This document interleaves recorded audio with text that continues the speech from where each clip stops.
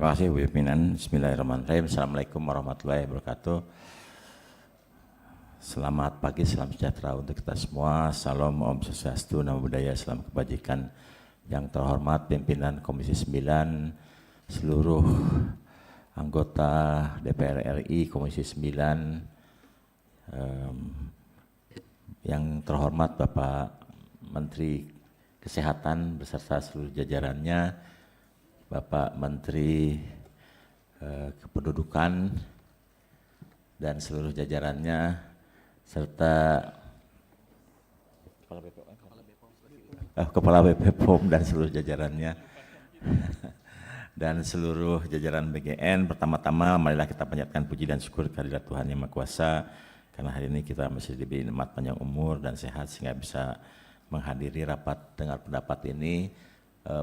Yang kedua, saya ingin perkenalkan dulu tambahan personel di Badan Gizi Nasional, karena Badan Gizi Nasional ini pertama kali rapat membawa 3 orang wakil kepala. Yang pertama, Wakil Kepala Badan Gizi Bapak Mayor Jenderal Ludwig Pusung, ini yang sudah dikenal. Kemudian yang baru Ibu Nani Esdeang, dan kemudian yang terakhir Bapak Brigjen Pol Sony Sanjaya. Jadi tiga-tiganya ada di sini.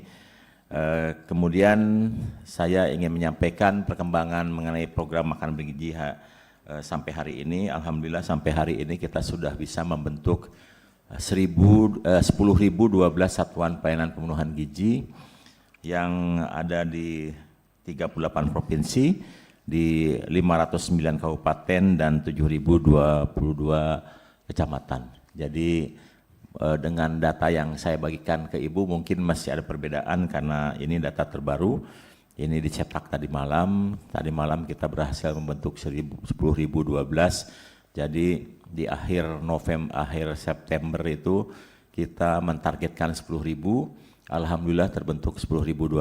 Jadi kita melebihi target 12. Dan insya Allah penyerapannya juga akan semakin besar karena satu SPPG berdiri maka penyerapannya akan bertambah antara 900 sampai 1 miliar. Jadi 5 hari ke depan penyerapan badan gizi akan bertambah 5 triliun. Kemudian kami ingin sampaikan bahwa untuk pemantauan badan gizi, next slide, itu kita bagi 3 wilayah. Ada wilayah 1 di Sumatera, wilayah 2 di Jawa, dan sisanya Indonesia Timur. Dan kami perlu sampaikan bahwa pembentukan satuan pelayanan pemenuhan gizi ada 2 periode yang terlihat jelas, yaitu periode dari Januari sampai Juli kita berhasil membentuk 2.391 SPPG, sementara dari 1 Agustus sampai 30 September kita berhasil membentuk 7.621 SPPG, dan terlihat sebaran kasus terjadinya gangguan pencernaan atau kasus di SPPG terlihat dari 6 Januari sampai 31 Juli itu tercatat ada kurang lebih 24 kasus kejadian, sementara dari 1 Agustus sampai malam tadi itu ada 51 kasus kejadian. Jadi yang terakhir kejadian kemarin ada di Pasar Bo dan juga di Kadungora. Dan Kadungora ini hal yang tidak terduga karena sebetulnya SPPG memberikan makanan 2 kali. Yang pertama masak segar, kemudian karena mau ada renovasi dia membagikan makanan untuk hari ini. Dan salah satu makanan yang dibagikan adalah susu. Susunya langsung diminum dan itu yang susu kemudian menimbulkan gangguan pencernaan. Berikutnya, kalau dilihat dari kembali lagi. Kalau lihat dari sebaran kasus, maka kita lihat bahwa di wilayah 1 itu tercatat ada yang mengalami gangguan pencernaan sejumlah 1.307. Wilayah 2 ini sudah bertambah ya, tidak lagi 147 ditambah dengan yang di Garut mungkin 60 orang. Kemudian wilayah 3 ada 1.003 orang. Dan kita catat tanggal per tanggal dari kasus kejadian ini. Next slide. Ini di wilayah 1 ini tercatat mulai ada kejadian pada tanggal 18 Februari, yaitu di Tanjung Kumpang, Sumsel, itu sebanyak 8 orang yang mengalami kejadian.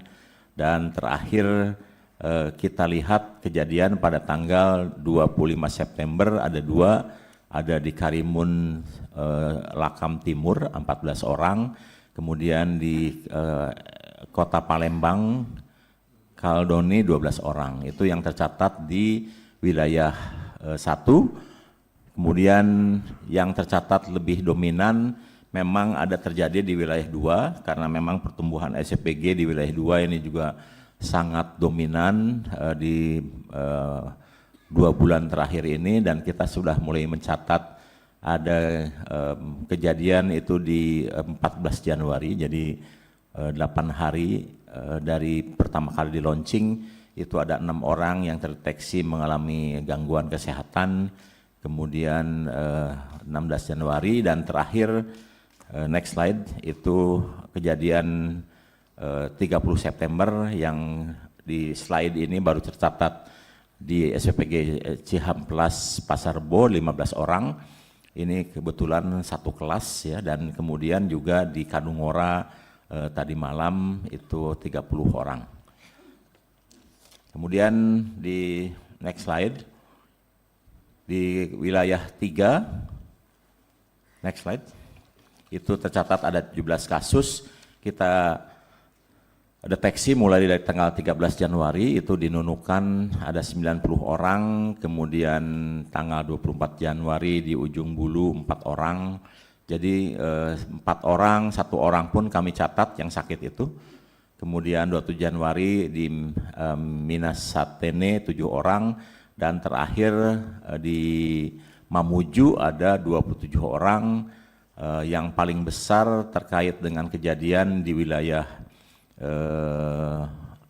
ini ada di Banggai, yang memang ini jumlahnya kurang lebih 330 orang, dan penyebabnya diakibatkan karena suppliernya diganti. Jadi menu yang disajikan adalah ikan cakalang.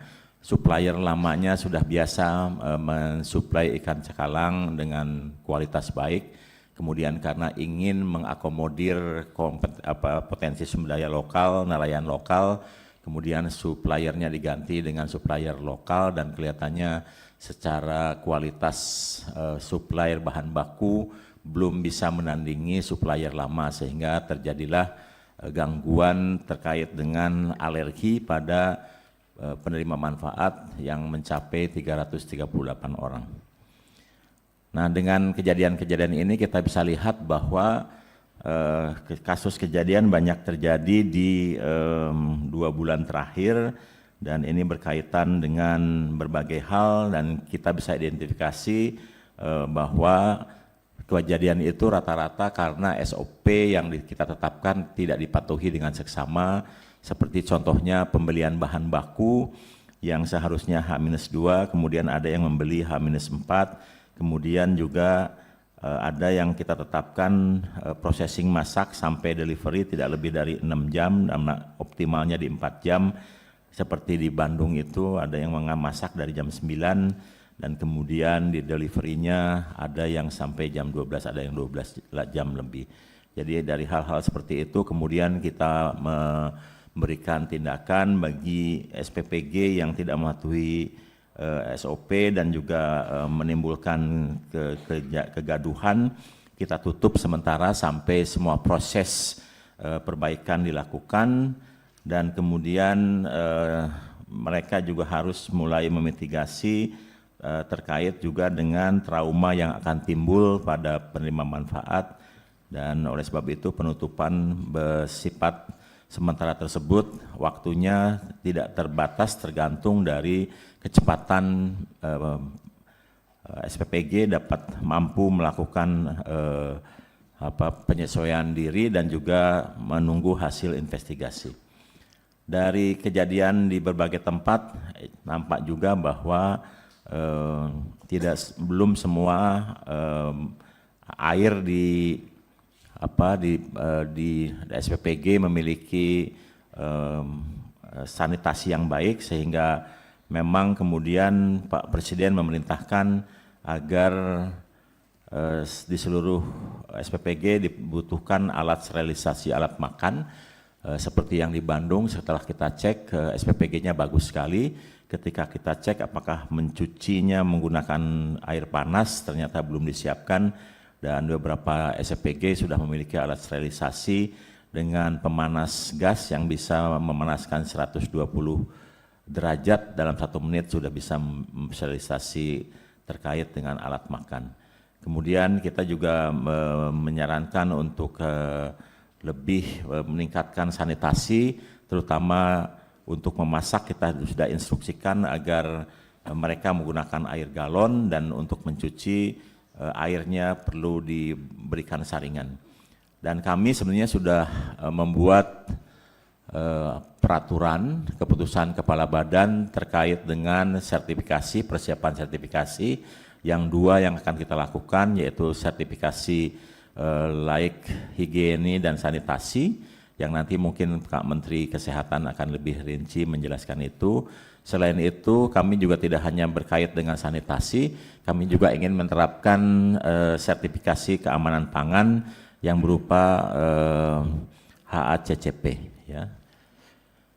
Dan ini dalam proses persiapan untuk menentukan lembaga independen yang tersertifikasikan yang mampu melakukan sertifikasi keamanan pangan. Jadi di SPPG nanti akan berlaku 2 sertifikasi, yaitu sertifikasi higienis SLHS dari Kementerian Kesehatan atau Dinas Kesehatan, dan kemudian sertifikasi HACCP dari lembaga independen untuk keamanan pangan.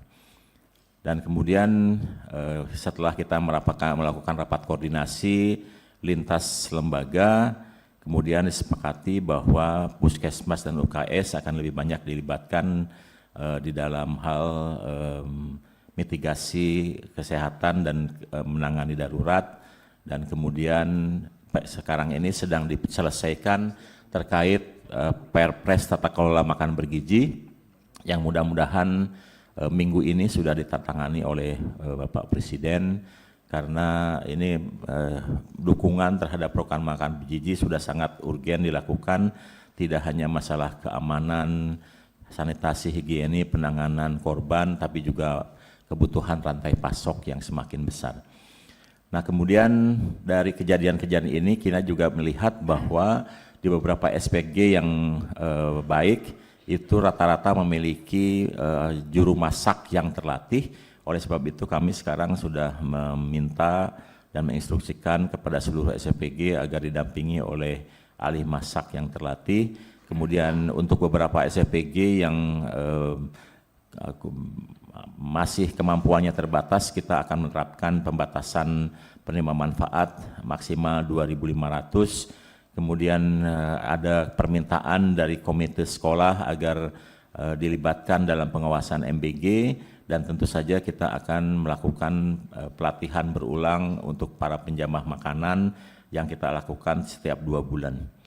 Nah, kemudian terkait dengan kejadian di Banggai di mana pemasok ini sangat penting, dan oleh sebab itu maka seleksi terhadap supplier ini juga perlu dilakukan, dan Pak Presiden sudah memerintahkan agar di setiap SPG memiliki alat rapid test yang bisa digunakan untuk menguji makanan yang sudah dimasak sebelum diedarkan, dan ini sudah diterapkan di SPPG yang dibangun oleh Polri. Kemudian setelah Perpres ini akan selesai, maka kami di lintas kementerian akan bekerja lebih erat, dan saya kira kita sudah implementasikan itu dengan BP POM, di mana anggaran kita integrasikan dengan Kementerian Kependudukan. Kita juga sudah bersama-sama melakukan dengan Kementerian Kesehatan. Saya kira kita akan lebih intens melakukan terkait dengan aspek sanitasi dan higiene. Saya kira itu yang ingin saya sampaikan. Terima kasih. Wassalamualaikum warahmatullahi wabarakatuh. Selamat pagi, salam sejahtera untuk kita semua. Salam Om Swastiastu, Namo Buddhaya, salam kebajikan. Jelajahi cara baru mendapatkan informasi. Download Metro TV Extend sekarang.